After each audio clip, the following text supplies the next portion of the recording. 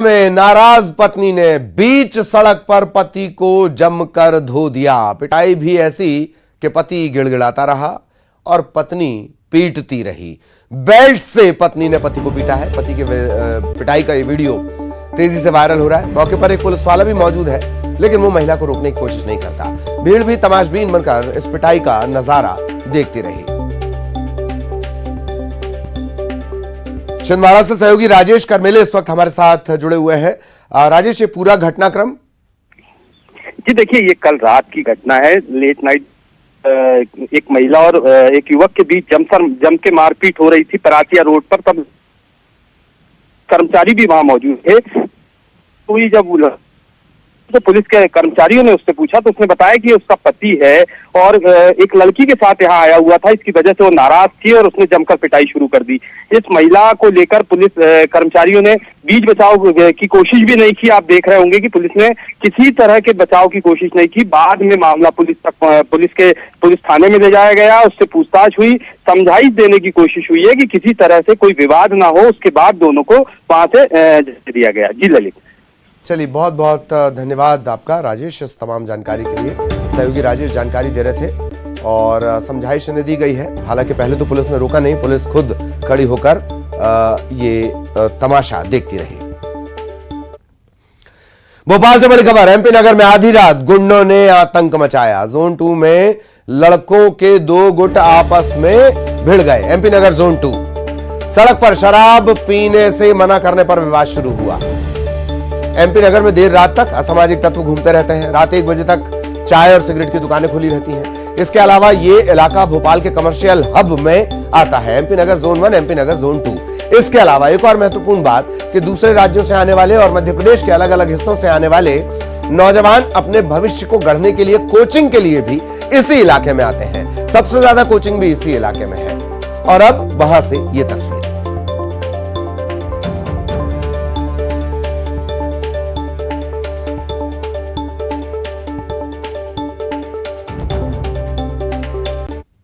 और अब भोपाल से बड़ी खबर। आबकारी विभाग ने एक ढाबे पर बड़ी कार्रवाई की है। अमूल्या ढाबे पर बिना लाइसेंस के शराब परोसी जा रही थी। इस पर कार्रवाई की गई है। इतना ही नहीं, जो बैठकर शराब पी रहे थे 42 लोग, इन पर मामला दर्ज किया गया है। महंगी शराब जब्त की गई है। बियर की बोतलें जब्त की गई हैं। लगातार शराब परोसे जाने की शिकायत मिल रही थी। इसके बाद यह कार्रवाई की गई है। गार्डन का मालिक है विजय कुमार मिश्रा, गार्डन का संचालक है अमित दयाल। दोनों पर आबकारी अधिनियम के तहत मामला दर्ज किया गया है।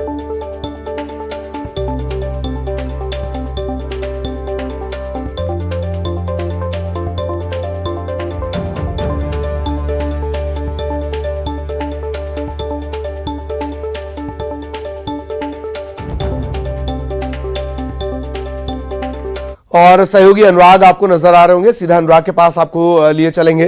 अनुराग, अहाते बंद हैं, ढाबों का सहारा है और परमिशन नहीं है। बात सिर्फ एक ढाबे की नहीं, पड़ताल तमाम ढाबों की होनी चाहिए।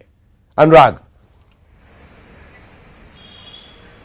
बिल्कुल, देखिए, कार्रवाई लगातार जारी है और जिस तरीके से आबकारी नीति का ऐलान किया गया था और उसमें इस बात को शामिल किया गया था कि अब अहाते संचालित नहीं होंगे और यही वजह है कि अब ढाबों पर इस तरीके से शराब परोसे जाने और पिलाए जाने की खबरें निकल कर आती हैं। लेकिन आबकारी विभाग अब लगातार कार्रवाई कर रहा है। सिर्फ अमूल्य ढाबे पर ही नहीं बल्कि कई और ढाबों पर भी आबकारी विभाग के द्वारा दबिश दी जा रही है और रात में जो शराब पीते हुए मिलते हैं उनके खिलाफ आबकारी अधिनियम के तहत कार्रवाई भी की जाती है। तो अमूल्य ढाबे में भी 40 से ज्यादा लोगों के शराब पीते हुए मिलने के बाद उनके खिलाफ तो कार्रवाई की गई, लेकिन ढाबा संचालक के खिलाफ भी आबकारी अधिनियम के तहत कार्रवाई की गई है। तो राज्य सरकार ने जिस तरीके से अहाते बंद किए हैं, उसके बाद यदि कोई अवैध तरीके से, गलत तरीके से, अनाधिकृत तरीके से शराब पीता हुआ मिलता है तो उसके खिलाफ कार्रवाई की जाती है और उसी के तहत यह आबकारी विभाग अब एक्शन में नजर आ रहा है।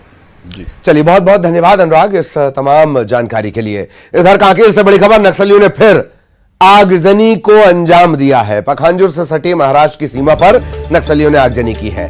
तेंदुपत्ते की फड़ में इन्होंने आग लगा दी। महाराष्ट्र के धनोरा इलाके की पूरी घटना है। मौके पर नक्सलियों ने पर्चे भी फेंके हैं। कांकेर से बड़ी खबर आपको बता दें, नक्सलियों ने फिर आगजनी की वारदात को अंजाम दिया। पखांजूर से सटा महाराष्ट्र की सीमा का इलाका है। यहां नक्सलियों ने तेंदुपत्ते की फड़ में आग लगा दी। तेंदुपत्ता इकट्ठा करके यहां रखा हुआ था, उसमें आग लगा दी। महाराष्ट्र के धनुरा इलाके की यह घटना है। नक्सलियों ने मौके पर एक पर्चा भी फेंका है।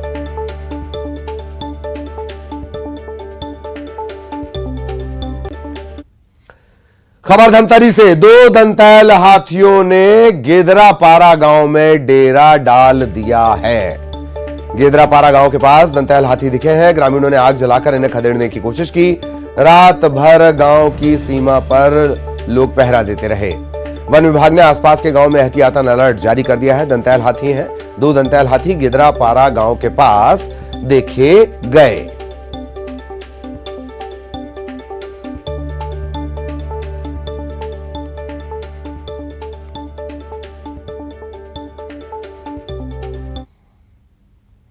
और अब आ रही है चौंकाने वाली खबर। रायपुर से बड़ी खबर, गार्ड से मोबाइल लूटने के मामले में गिरफ्तारी हुई। किसकी गिरफ्तारी हुई?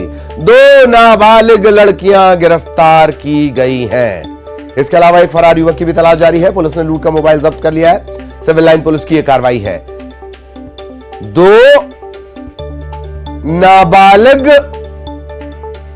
लड़कियां, लूट का आरोप, लुटेरी लड़कियां, इन्हें पकड़ा गया है। एक युवक फरार है, इसकी तलाश की जा रही है। लूट का मोबाइल जब्त कर लिया गया है।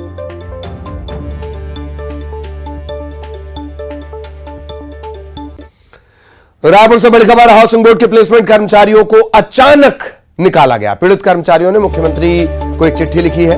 कर्मचारियों ने कंपनी पर आरोप लगाया, बिना किसी सूचना के कंपनी से निकालने का आरोप इन्होंने लगाया है। कर्मचारियों ने आंदोलन की चेतावनी भी दी है। रायपुर से बड़ी खबर, हाउसिंग बोर्ड के प्लेसमेंट कर्मचारियों को अचानक निकाल दिया गया। अब इन्होंने मुख्यमंत्री को चिट्ठी लिखी है। कंपनी पर बिना किसी सूचना के निकालने का आरोप लगाया है और आंदोलन की चेतावनी दी है।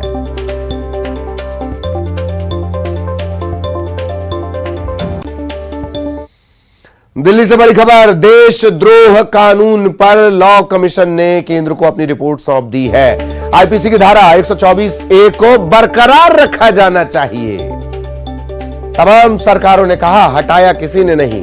अंग्रेजों के समय से देशद्रोह कानून आईपीसी की धारा 124A को बरकरार रखा जाना चाहिए, यह कह रही है रिपोर्ट। कानून के दुरुपयोग को रोकने के लिए दिशा निर्देश जारी किए जाएं। कानून को निरस्त कराने से देश की सुरक्षा पर प्रभाव पड़ सकता है।